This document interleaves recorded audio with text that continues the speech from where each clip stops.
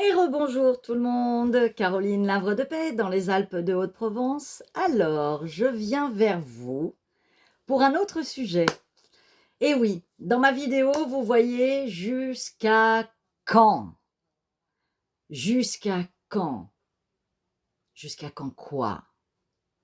Qu'est-ce que vous attendez pour vous délivrer vous-même, pour vous libérer de vos emprisonnements?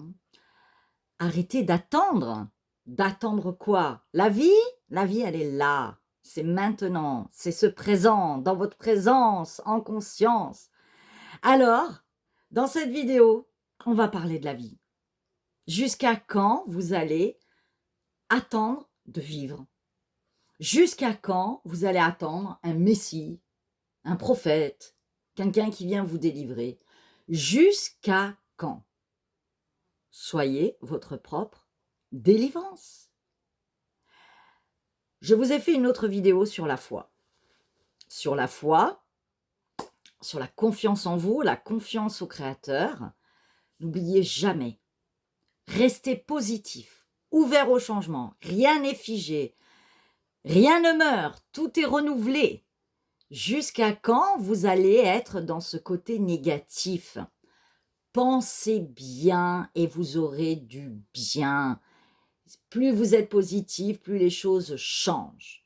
Par contre, ce qui est très important, et c'est là où la subtilité de l'esprit doit se positionner, c'est que au-delà de vos tempêtes, de vos réalités émotionnelles, de vos difficultés, de votre maladie, où vous avez tout perdu, où vous êtes séparés, où vous êtes dans une tristesse profonde, où vous êtes en train d'être gravement malade, il n'y a plus rien à faire. Et je l'ai vécu dans mon corps de chair, au sein de ma famille, de mes amis, de certains patients.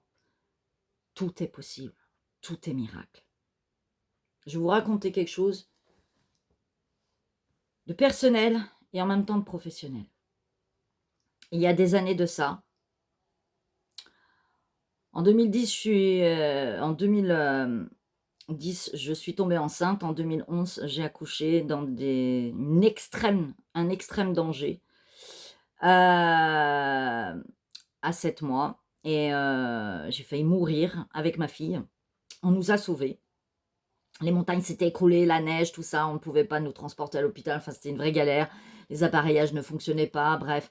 Césarienne en urgence, l'anesthésiste n'était pas là, enfin bref, ça a failli finir en carnage. Elle était en siège, j'étais épuisée, elle était épuisée, elle s'était noyée dans le liquide amniotique, bref. Je passe les détails. Oui, le résultat final, c'est que 3 semaines après, elle mourra, ma fille, dans mes bras, avec celle de mon mari. Mais au-delà de tout, jusqu'au bout, j'ai toujours cru que j'allais arriver à l'hôpital et que j'accoucherais à l'hôpital et que je m'en sortirais et que au-delà du décès de ma fille, où mon ex-mari ne comprenait pas cette foi impressionnante d'offrir mon enfant au Créateur et de dire « selon ta volonté, je ne peux rien faire ». Je savais qu'il y avait un sens. Et le sens, je l'ai eu dès l'année qui était en cours, c'est-à-dire dans l'année 2011 et 2012. J'ai suivi un patient, un petit garçon d'une dizaine d'années. Je me rappellerai toute ma vie. Je pense que mon ex-mari aussi. On nous l'a amené, ce petit enfant, dans un extrême danger de santé. Bon, il avait un cancer au cerveau. C'était fini pour lui, les médecins ne pouvaient plus rien faire, bref, des opérations, etc. Et moi, j'étais encore un peu handicapée par rapport à tout ce que j'avais vécu, autant physique que psychologique, par rapport au décès de ma fille et l'accouchement. Mon ex-mari, il n'était pas question qu'il s'occupe du petit, et j'ai dit: «On va y aller tous les deux, et on va y aller avec force et prière, et on ne va pas attendre de miracle, parce que le miracle est déjà là, c'est la vie, et quoi qu'il en soit, on va lui donner tout le potentiel de croire à ce petit, qu'il peut s'en sortir et qu'il peut déployer cette énergie avec foi». Et donc, nous lui avons parlé sincèrement, on constatait la réalité de sa maladie, on en a parlé avec ses parents, et on lui a dit: maintenant, on va te mettre en disposition cérébrale pour que tu optimises tes capacités cellulaires, que tu optimises ta vie chaque instant, de tout ce que tu as envie de réaliser, de tous tes rêves, et tu vas rester dans la direction du rêve que tu veux. Et il m'a dit, je veux aller en Belgique, je vais aller voir le Mac and Peace et je vais aller en Corse, je vais prendre un bateau. Je lui ai dit, bah là, on part là-dessus. Et on a fait des soins en lithothérapie avec les minéraux, en kinésiologie, en énergétique, en magnétisme. J'ai accompagné aussi les parents et le miracle est arrivé. Nous ne sommes que passation de cette énergie. Ce n'est pas nous, c'est lui, c'est le créateur.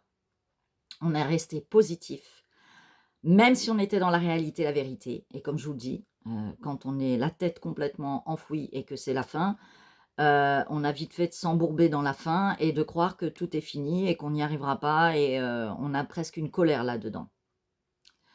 Je vous parle de ça, ce petit garçon a vécu 9 années de plus, alors qu'il lui restait 1 mois.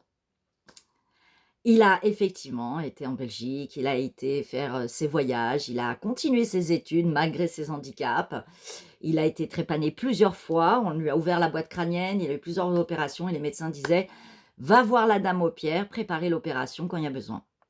Et j'étais sa petite note de lumière et ensemble, quelque part, c'était une forme de prière, on était son propre chemin, sa propre prière, il était sa prière. Et je dis souvent, ne regardez pas la destinée de votre chemin, regardez plutôt le chemin que vous allez traverser. Et elle est là l'intention, et elle est là l'intensité de la transformation. C'est tout ce que vous allez vivre dans vos sens et dans votre incarnation, dans votre corps de chair. Tout ce cheminement, même s'il y a un résultat au bout, quel que soit le résultat, selon comment vous allez vous préparer, vous disposer à traverser la vie peut prendre une autre envergure, peut prendre carrément un autre chemin. Et donc, au-delà des tempêtes, si vous êtes positif, si vous êtes dans la vie, si vous êtes en conscience, dans la présence, si vous y mettez tout le temps cette foi et cette joie et cette persévérance de croire en vous, en votre potentiel, en la création, en le créateur, soyez la vie. Et dites-vous que la vie nous fait traverser des morts imminentes, des morts initiatiques, des fins de choses. Comme je l'ai déjà dit dans des vidéos et comme tant d'autres le disent, ne soyez pas dans l'attente, mais soyez déjà le résultat. C'est-à-dire que c'est déjà là et c'est déjà en processus d'action. Et plus vous intensifiez l'énergie comme un vortex qui vient en vous, plus ce vortex tourne autour de vous, cette énergie de création s'intègre en vous, même dans votre ADN, dans vos cellules, et hop, manifeste ensuite un vrai résultat de transformation qui s'expulse vers l'extérieur, donc qui prend manifestation, réalité de création, donc la manifestation d'un miracle. Qu'est-ce que vous attendez? Vous attendez quoi? Un sauveur? Ou vous allez enfin prendre la responsabilité de votre vie? Alors, j'en dirai pas plus, je ferai un audio pour beaucoup de gens, mais ce que je veux vous dire, c'est prendre la vie telle qu'elle est, oui, c'est l'expression, de l'accueillir, de parler à la vie. Ouais, parler à la vie, à l'énergie de vie, c'est une entité aussi, de parler au créateur, donc, et ça nous forge.